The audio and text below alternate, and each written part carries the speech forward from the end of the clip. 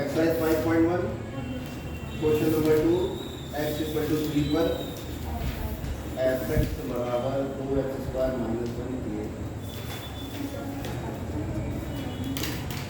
सातत्य की जांच।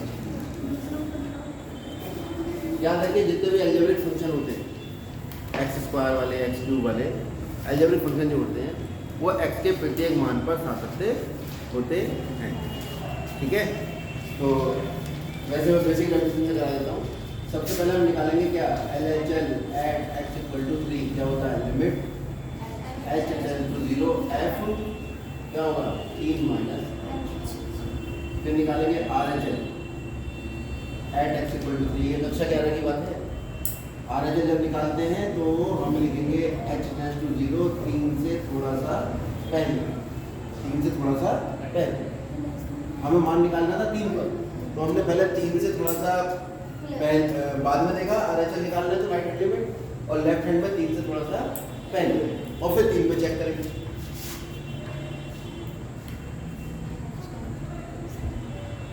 ये कितना आ जाएगा f3, ये तो सीधा सीधा आएगा limit x tends to 3 fx, इसमें सीधा x का मान 3 रख दो और 3 रखने के बाद क्या आ जाएगा भाई 2 गुणा 3 स्क्वायर माइनस 1 कितना आ जाएगा 9 18 माइनस 1। अब अगर ये दोनों ही 17 के बराबर आते हैं यानी इसके बराबर आते हैं तो फलन सातत्य होगा, और अगर ये दोनों बराबर आते हैं तो इनकी लिमिट एग्जिस्ट करेगी। ये बराबर आ जाता है तो फलन सातत्य होगा यानी इसकी सीमा संभव होगी, और ये भी इसके बराबर है तो सातत्य हो जाएगा। यानी ये जो है कक्षा 11 की बात है। इसमें कैसे निकालते हैं वैल्यू आप जानते हो, limit h tends to 0 fx का मान ये है तो x की जगह लिख लेंगे कितना 3 माइनस। ठीक है, अब इसका वर्ग खोल के h रख दो या सीधे सीधे रख दो 2 गुणा 3 माइनस 0 का वर्ग माइनस 1 कितना होगा 3 3 का वर्ग 9 दूनी 18 माइनस 1 कितना होगा। यहाँ पर कितना हो जाएगा ये लिमिट h टेंड्स टू 0 2 गुणा 3 प्लस h का वर्ग माइनस 1। नियम तो ये कहता है कि पूरा पूर्वक खोलो फिर h का मान। ठीक है, ठीक है, आगे से ऐसे करेंगे। यहाँ थोड़ा शॉर्ट में लिखना है तो जब h का मान 0 रखोगे तो कितना हो जाएगा 2 गुणा 3 प्लस 0 इस बार माइनस से कितना होगा 17। तो हम देख रहे हैं कि limit h tends to 0 f 3 minus h बराबर है किसके limit h tends to 0 f 3 plus h बराबर है limit h tends to 0 f ये सब किसके बराबर 3 के अतः x बराबर 3 पर सर ये x टेंड्स टू 0 क्यों आ रहा है? अरे गलत हो गया x टेंड्स टू 3 पर फलन fx कैसा है सातत्य। सातत्य मतलब कॉन्टिन्यूअस। ठीक है, कंटिन्यूअस ज़्यादा ठीक है, सातत्य हम लिख के दिखाते रहेंगे हर बार, आप दिमाग में उसे कंटिन्यूअस ही पढ़ें। अब हम आ जाते हैं उन क्वेश्चन पर जो थोड़े से परेशान करते हैं, जैसे डी तीसरे का डी fx बराबर x माइनस 5 कह रहे हैं इस फलन के सातत्यता की जांच कीजिए। अब जांच करने के लिए जांच बिंदु आपको नहीं बताया, नहीं बताया जैसे यहाँ बताया था जांच बिंदु कितना था 3, यहाँ x बराबर 3 पे जांच करो, यहाँ पे आपको कोई बिंदु नहीं बताया। तो आपके सामने 3 स्थितियाँ होंगी, यहाँ पर 3 स्थितियाँ होंगी यदि x बड़ा है किससे 5 से, यदि x छोटा है किससे 5 से, और यदि x बराबर है किसके 3 स्थितियाँ। यदि x 5 से बड़ा है तो fx का मान क्या होगा, उसके लिए आपको जो मॉडुलस फंक्शन था उसको बहुत ध्यान से समझना पड़ेगा। पिछले साल में मैंने बताया ये जो मॉडुलस फंक्शन होता है इसका मान प्लस x होता है अगर x का मान 0 से बड़ा है, इसका मान माइनस x होता है अगर x का मान 0 से छोटा है। यानी अगर मॉड के अंदर लिखी राशि धनात्मक है तो मॉड हटेगा प्लस का निशान आएगा, और मॉड के अंदर लिखी राशि ऋणात्मक है तो मॉड हटेगा माइनस का निशान आएगा। इसीलिए तो अगर -3 का मॉड निकालते हैं तो मॉड में लिखी राशि ऋणात्मक है तो माइनस का निशान आएगा, बाकी ऐसे आएगा माइनस माइनस कितना हुआ +3। हमें क्या समझाया जाता है मॉड का माइनस निकालो तो प्लस हो जाता है, मॉड माइनस को खा जाता है। खाता कैसे ही नहीं बताया, सुन आ रही बात?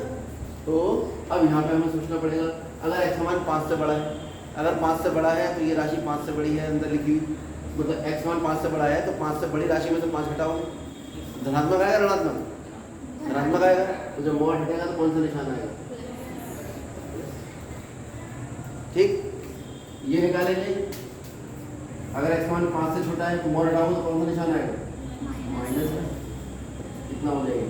5 माइनस, और x बराबर 5 होगा, इसका मतलब तो ये हुआ limit x tends to 0, x tends to 5 f(x) मतलब f5, सीधे सीधे x का मान 5 रख दो, मॉड x माइनस 5 का मतलब 5 माइनस 5 कितना आ जाएगा? 0।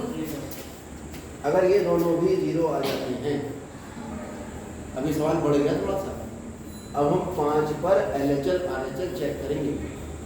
5 से बड़ी संख्या, 5 से बड़ी संख्या, यदि C जो है किससे बड़ा है? 5। C कोई मान मान लिया तो हम क्या करेंगे? तो x बराबर C पर हम ज्ञात करेंगे साधा।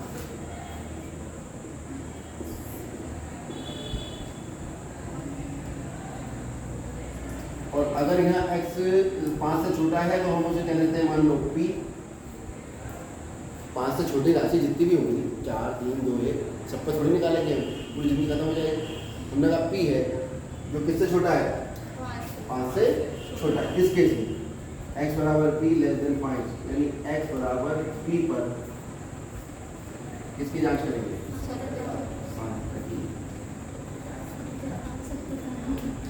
ठीक, किसकी? सततता। एक ही बात, सातत्ता, सततता, सभी कंटिन्यूटी। तो इस पर तो सीधा सीधा हम चेक करते हैं, limit h tends to 0 f कितना लिखे हम? C minus 5। गलत लिखिए, a माइनस h होता है तो C माइनस h होगा, है ना? कितना हो जाएगा? C माइनस h मॉड कितना हो जाएगा?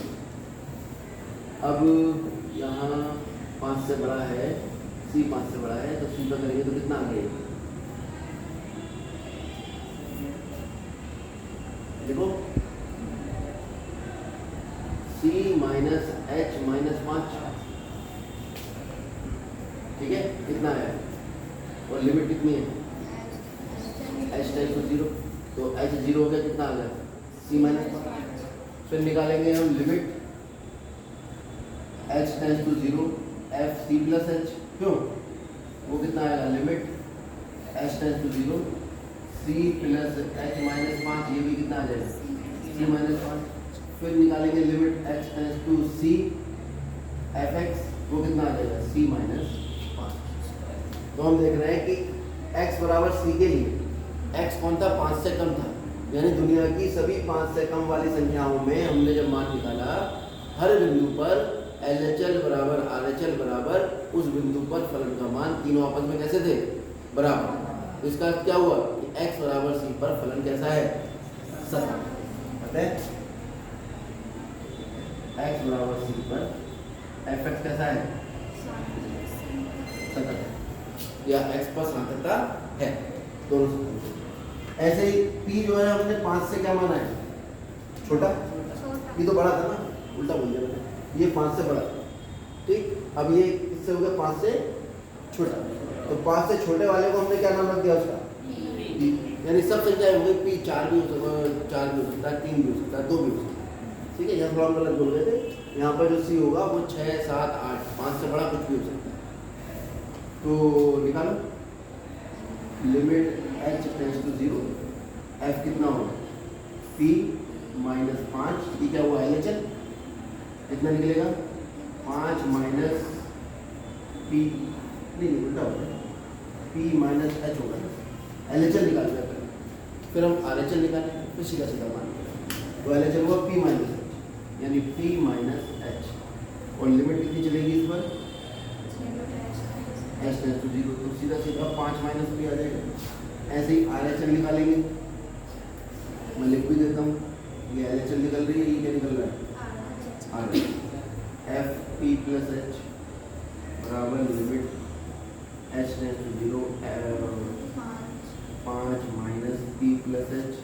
तो 5 माइनस पी दिया है, और सीधे सीधे पी रख दोगे तो x टेंस टू पी, तो सीधे सीधे कितना आ जाएगा 5 माइनस पी। तीनों का मान किसके बराबर आ रहा है? LHL के बराबर, LHL RHL और सीधे सीधे फंक्शन का पी पर मान, तीनों आपस में कैसे आ रहे हैं? जब तीनों बराबर आ रहे हैं इसका मतलब x बराबर p यानी 5 से कम मान, उन सबके लिए तीनों मान कैसे आपस में बराबर है। अतः x बराबर p जो किससे कम है? 5 से कम है, पर fx कैसा होगा? 70। अब यहाँ पर तो खाली हमने मान कहाँ निकाला है? 5 पे निकाला है। अब 5 पे भी LHL और RHL निकालो, सवाल बड़ा हो गया, सवाल आपका बड़ा हो गया। उसने जब हमें बताया ही नहीं कि पॉइंट ऑफ डिस्कन्टिन्यूटी कौन सा है या पॉइंट ऑफ डिस्कन्टिन्यूटी कौन सा है, अब तो हम दुनिया के सारे मानों पर विचार करेंगे, और घट रहा है x में से 5, ठीक है, तो एक 5 के बराबर ले ली, एक 5 से बड़ी संख्या ले ली और एक 5 से छोटी, तो 5 से बड़ी, 5 से छोटी और 5 तो दुनिया की सारी संख्या नहीं आ गई, तो हमने दुनिया की सारी संख्याओं के लिए इसके सार्थकता को जांच कर लिया। 5 से बड़ी के लिए भी सतत आ रहा है, 5 से छोटी के लिए भी सतत आ रहा है, 5 रह गया है, 5 की भी जांच कर लो। 5 पे निकालो LHL, at x equal to 5 कितना आएगा? Limit h tends to 0 f 5 minus h कितना आ जाएगा? मॉड 5 माइनस h माइनस 5, और लिमिट कितनी है? h टेंस टू 0 कितना आ जाएगा? मॉड माइनस h, और लिमिट कितनी है? x माइनस 5 है ना, x माइनस 5 है, फंक्शन जो हमारा fx x माइनस 5 है। 5 पे कितना हो गया? 0 हो गया ना, तो 5 पे जब हम चेक करेंगे तो 5 माइनस 5 0, ये भी कितना आ जाएगा? 0। ऐसे ही आपको पता RHL भी कितना आएगा? 0, और जब 5 रख रहा हो तो कितना आ रहा है? 0। इसका मतलब क्या हुआ? LHL at x equal to 5 बराबर किसके है?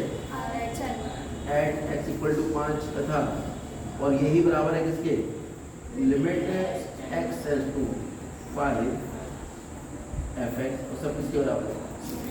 तो आपने दुनिया के जितने भी x के मान हो सकते थे, 5 से बड़े, 5 से छोटे और 5 के बराबर, तीनों पर आपने कंटिन्यूटी चेक की, और वो देखा ये अलग बात है कि सबके लिए अलग अलग आ रही है। 5 से छोटी के लिए कंटिन्यूटी आ रही है 5 कहाँ गया? c माइनस 5, ठीक है, बड़ी के लिए, छोटी के लिए आ रही है 5 माइनस पी, लेकिन आप इस 5 माइनस पी को इस 0 से ना मिलाएं, क्योंकि हम x बराबर 0 पर बिंदु पे चेक करते हैं। x बराबर 0 के लिए तीनों बराबर, x का मान जब 5 से छोटा है तो तीनों बराबर है, x मान 5 से बड़ा है तब भी तीनों बराबर है। इसका मतलब for every x belong to R, हमारे पास लिमिट यानी h tends to 0 f x minus h, limit h tends to 0 f x plus h बराबर लिमिट x टेंस टू कितना? 5, ठीक, और fx ये 5 माइनस 6, और ये क्या हुआ? 5, ठीक है। ये सारे आपस में कैसे आ जाते हैं? एक्सीडेंट, और इसे x टेंस टू a कर दो, इसे a माइनस h कर दो, ठीक है, और फॉर एवरी a x ले लेते हैं, क्योंकि x तो एक वेरिएबल पॉइंट है, a ले लिया हमने, a क्या है? Real number. उस a पर जब हम LHL निकाल रहे हैं, RHL निकाल रहे हैं, चाहे a पर फंक्शन की वैल्यू निकाल रहे हैं, वो तीनों आपस में कैसे हैं? बराबर है, ठीक है। अब a का मान अगर 5 से बड़ा है तो ऐसे बराबर आ रही है, a का मान 5 से छोटा है तो ऐसे बराबर आ रही है, और a का मान 0 है, सॉरी 5 है तो ऐसे बराबर आ रही है, ठीक है। अतः fx क्या है? x बिलोंग टू r, यानी x के प्रत्येक मान के लिए कैसा है? ठीक, ये मैंने बहुत विस्तार से बता दिया। अगर आप एक लाइन में से खत्म करना चाहो तो एक लाइन लिख दोगे, प्रत्येक अलजेब्रिक फंक्शन या प्रत्येक बीजगणितीय फलन x के प्रत्येक मान पर कैसा होता है? सतत, ठीक। अब आगे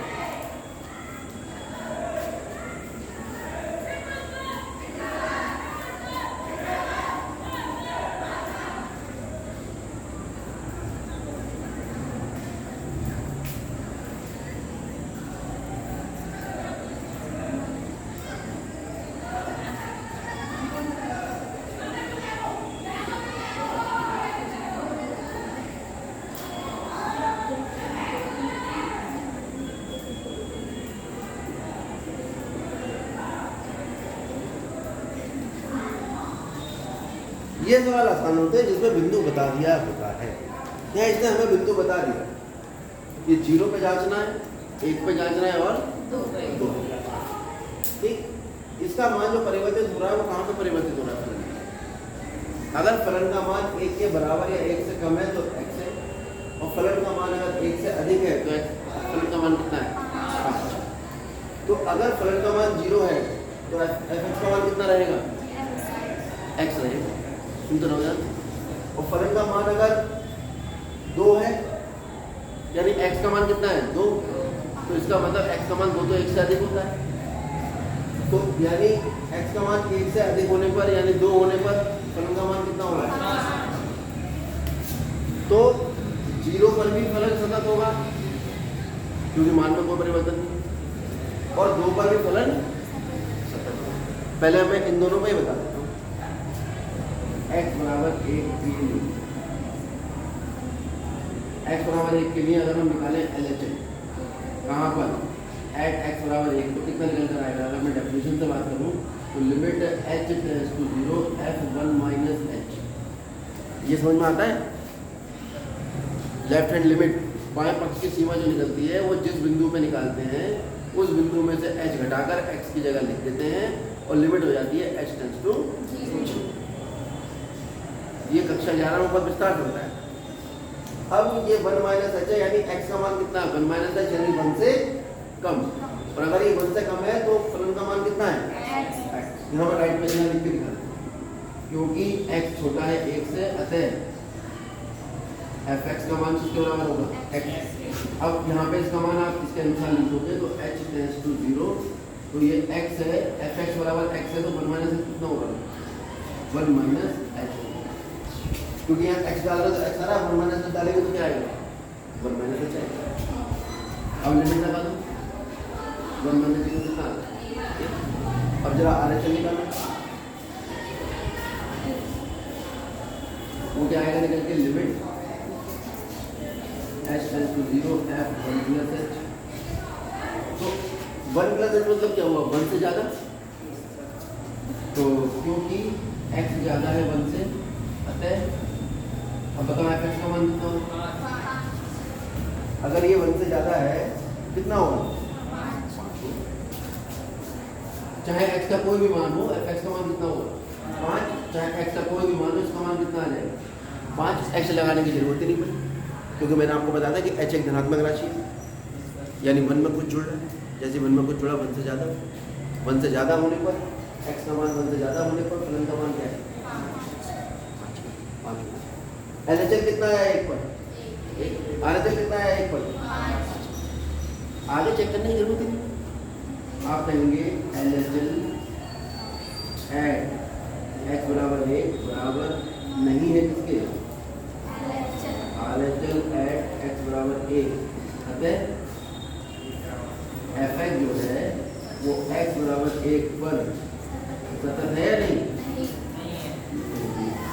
बाकी दोनों पर सतत आ जाए, क्योंकि अगर आप लिखेंगे यहाँ पर 0 माइनस h, 0 माइनस h सीधा क्या आएगा? x, यानी 0 माइनस h रखोगे 0 आ गया।